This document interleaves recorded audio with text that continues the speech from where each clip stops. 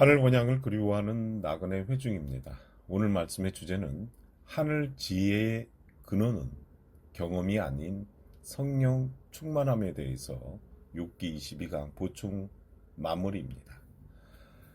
본문 말씀은 욥기 32장 16절에서 20절입니다. 그들이 말이 없이 가만히 서서 다시 대답지 아니한즉 내가 어찌 더 기다리랴. 나도 내 본분대로 대답하고 나도 내 의향을 보이리니 내게 말이 가득하고 내 심령이 나를 감박함이니라. 보라, 내 가슴은 봉한 포도주 같고 새 가죽 부대가 터지게 됨 같구나. 내가 말을 발하여야 시원할 것이라. 내 입을 열어 대답하리라 라고 했습니다.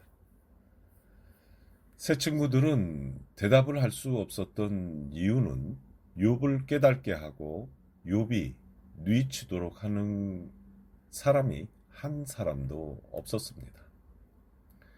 욥기 32장 8절에 보면 사람의 속에는 심령이 있고 젖는 자의 기운이 사람에게 총명을 주시나니라고 하였는데 오래 믿었다고 해서 다 신령한 것은 아니고 얼마나 하나님 앞에 진실하게 믿느냐에 따라서 하나님의 성령이 충만한 믿음에게 총명한 말씀을 주신다고 한 것입니다. 그러면 참 진리가 충만하고 총명한 말씀을 주시는 장면을 신약으로 살펴보겠습니다. 누가복음 2장 40절에서 42절입니다. 아기가 자라며 강하여지고 지혜가 충족하며 하나님의 은혜가 그 위에 있더라.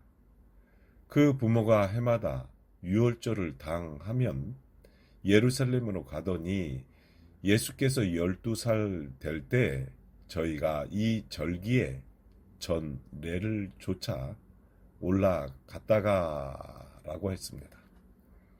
여기 아기가 강하여지고 라는 이 말씀은 힘이 세지고 건강한 것은 믿음의 진념이 강한 것입니다. 그러면 진념이란 무엇을 말하는 것입니까?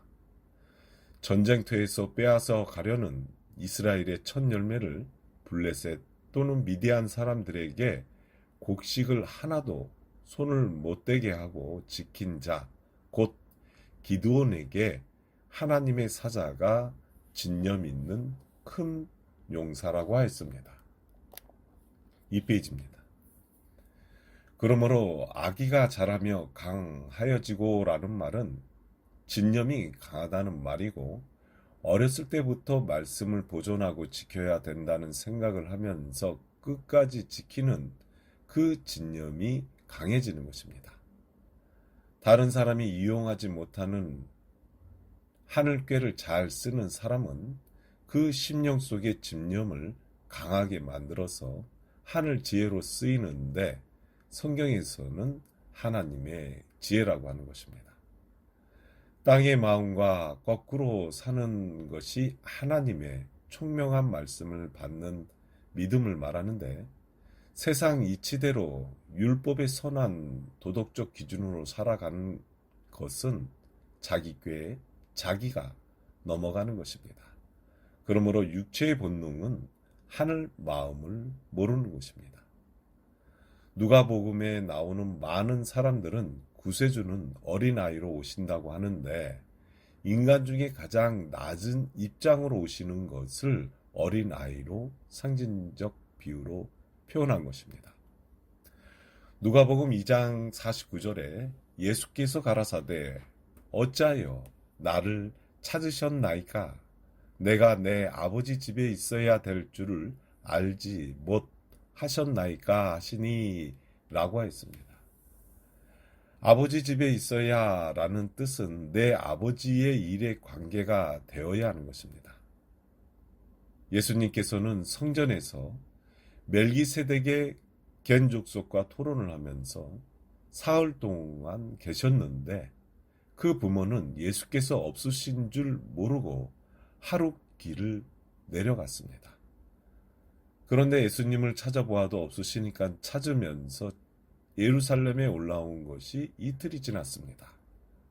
그러니까 예수님, 즉 복음을 찾으신 기간을 보면 사흘을 잃어버린 것입니다.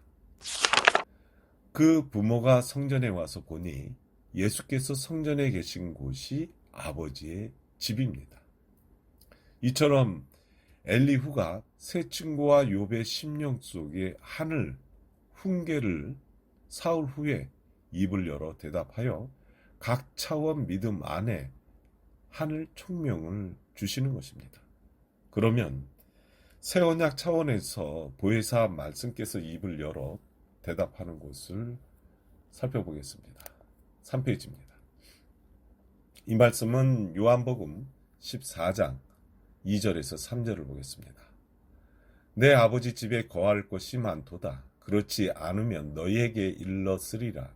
내가 너희를 위하여 처소를 예비하러 가노니 가서 너희를 위하여 처소를 예비하면 내가 다시 와서 너희를 내게로 영접하여 나 있는 곳에 너희도 있게 하리라 라고 했습니다.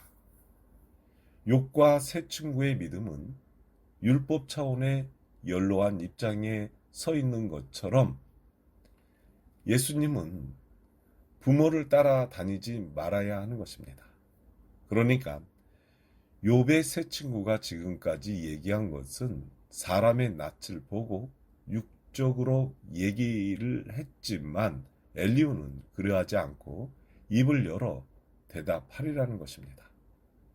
아버지의 집이라는 곳은 육체를 버려야만 아버지의 집에 거하는 것인데 그 육신의 마음으로는 들어가지 못하는 것입니다.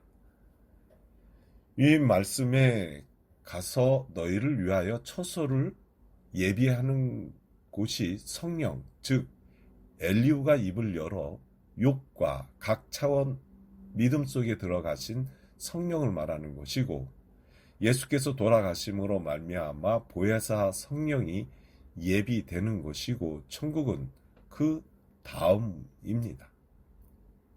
그래서 성령이 예비되면 내가 다시 와서라는 말은 성령으로 와서, 즉 모든 사람의 심령 속에 성령으로 임하시는 것입니다.